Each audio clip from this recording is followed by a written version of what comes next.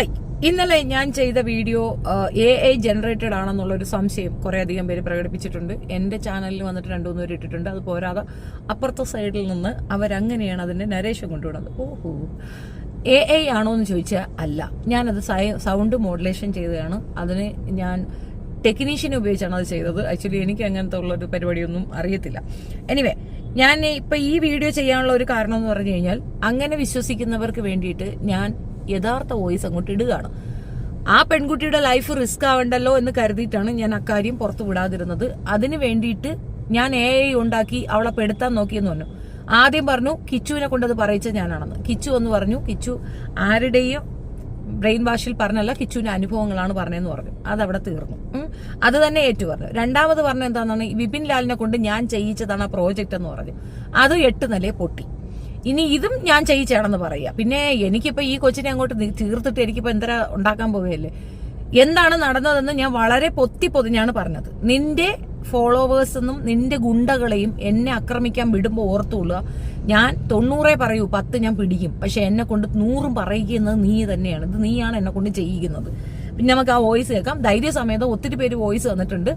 എനിക്ക് എവിഡൻസിന്റെ ഒരു ലാക്ക് ഉണ്ടായിരുന്നു. ആ എവിഡൻസ് കിട്ടി, ഞാൻ പബ്ലിഷ് ചെയ്യുന്നു. അത്രേ ഉള്ളൂ. ചേച്ചി പറയുന്നത് വളരെ സത്യമാണ്. ചേച്ചി ഇത് വോയിസ് കേൾക്കുമെങ്കിൽ അത് ഓക്കെ, ചേച്ചി എടുത്ത് പബ്ലിക് ചെയ്തു, എനിക്ക് കുഴപ്പമൊന്നുമില്ല. ഇവിടെ നടക്കുന്നത് ഇതൊക്കെയാണ്. ഇവിടെ നടക്കുന്ന ഈ ബാർ, ഡാൻസ്, സ്പാ, ഇതിന്റെയൊക്കെ മറവിൽ വെറും ഗോൾഡ് ബിസിനസ്, മയക്കുമരുന്നും കച്ചവടവും മാത്രമാണ് ഇവിടെ നടക്കുന്നത്. ഞാൻ 4 വർഷം ഈ സ്പാ ഫീൽഡിൽ ഉണ്ടായിരുന്നത്, ഈ ഡാൻസ് ബാറിൽ ഉണ്ടായിരുന്ന എന്നുള്ള ഒരു വ്യക്തി എന്ന നിലയ്ക്ക് എനിക്കിതിനെ കുറിച്ച് വളരെ പച്ചവെള്ളം പോലെ അറിയാം. നമ്മളൊക്കെ ഇതിൽ ഉപയോഗിക്കാം, ഇവന്മാർ ഉപയോഗിക്കും എന്ന് തുടങ്ങിയ സമയത്താണ് നമ്മൾ ഇതൊക്കെ വിട്ടുപോയത്. ഞാൻ സത്യം പറയാൻ ചേച്ചിയോട്, ഞാൻ ഇപ്പോഴും ഡേറ്റിംഗ് ചെയ്ത് ജീവിക്കുന്നു.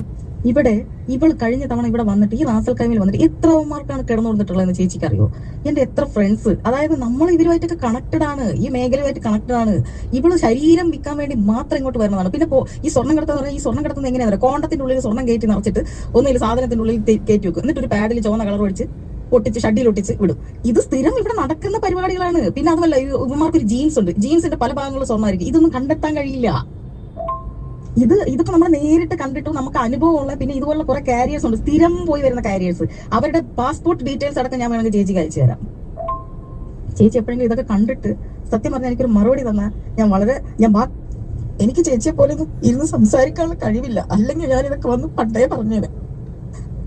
ഇങ്ങനെയൊക്കെ ബുദ്ധിമുട്ടുകൾ അനുഭവിക്കുന്ന ഒരുപാട് സ്ത്രീകളുണ്ട്.